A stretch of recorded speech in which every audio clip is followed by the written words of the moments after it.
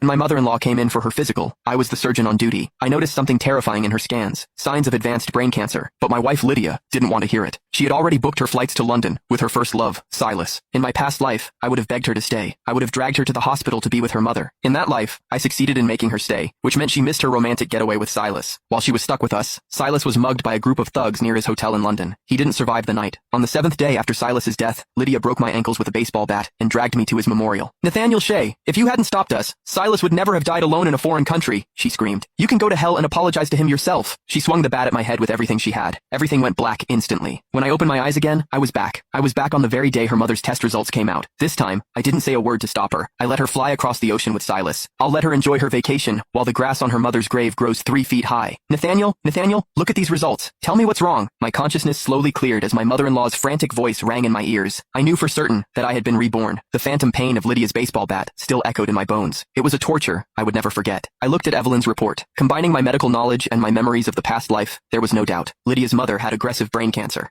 Just then, Lydia walked over to us, looking bored. Mom, it's just a simple headache. Nathaniel can handle you here, she said dismissively. Before I could even open my mouth, she shot me a cold, warning look. Nathaniel, don't you dare try to scare me with some fake terminal illness. My mom is only 50 and healthy as a horse. Silas and I already have our tickets booked. Don't think you can find some pathetic excuse to keep me here. She glared at me, and I couldn't help but shiver. In my previous life, she had looked at me with that same hatred while she shattered my ankles. Lydia and I met through a family setup. It seemed perfect at first. She was a nurse at the hospital where I worked as a surgeon. With our parents pushing us together, we naturally started dating and eventually got married. I loved her bright energy, and she thought I was a stable, reliable man. But right after our engagement, I found a small photo hidden in her wallet. It was a man with sharp features and deep, captivating eyes. That was when I learned about Silas, her first love. Lydia told me then that she still had feelings for him, but she promised to bury them deep. I was naive enough to believe that if I loved her enough, I could replace him. I thought time and devotion would eventually win her heart. But as soon as Silas returned to the city after our wedding, everything changed. She claimed they were just best friends, but they spent every night at romantic restaurants. She claimed they were just catching up, but she followed him to boutique hotels for overnight chats. I told myself that as long as she didn't leave me, I could keep loving her. Then her mother got sick. I suspected cancer and forced Lydia to stay, and Silas died alone in London. From that moment on, she hated me with every fiber of her being. She believed if they had been together, he wouldn't have been a target for that attack. But her mother was in her final days, and I just wanted Lydia to say goodbye. She spent her days getting wasted in memory of Silas and eventually drugged my milk. Then, she beat me to death at his grave. Fate had given me another chance. I, Nathaniel Shea, was back. This time, I wouldn't waste my life on someone who didn't value it. Did you hear me, Nathaniel? Take care of my mother and stop acting like a statue. Lydia pushed my shoulder impatiently. I snapped out of my thoughts and gripped the medical report. Lydia, you're a nurse. Look at these markers. I suspect it's brain cancer. You know how aggressive this is. If it's confirmed, she might only have a few weeks. I didn't even finish before she slapped me hard across the face. Nathaniel Shea, you call her mom, yet you're wishing death on her? She hissed. She just caught a chill or has some tension. There is no way it's cancer. You're just making this up because you're jealous of Silas and our trip.